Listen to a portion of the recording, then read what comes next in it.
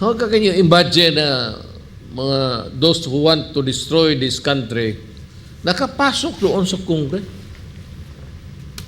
because of that party list? Nung gumagang amend ng konstitusyon niya.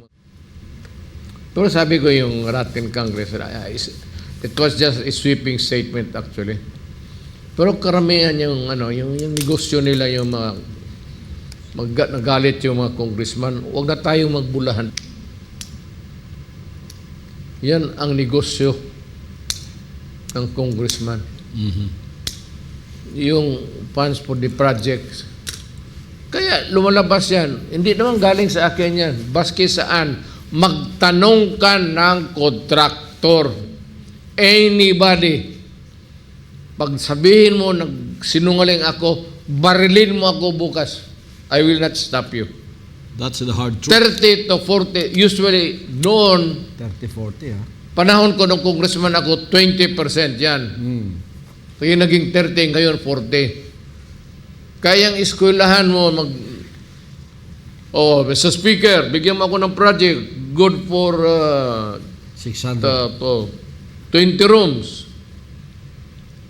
Ang matapos yan, 10 rooms lang, wala pa. O minsan ma-disappear in the records. Bulsa. Yung mga maro, yung paglabas ng pera, mawala na lang.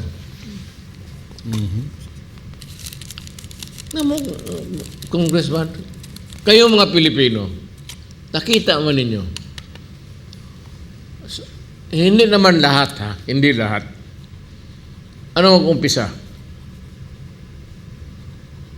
Tignan mo pag unang term nila, Tamaraw, get re-elected. Katawa na, Kutsina. Pagpasok noon sa Congress, Seiko. Paglabas ngayon, Rolex na. Second term. Tapos may bahay ng bago. Huwag na tayo magbulan. That's the reality of it all.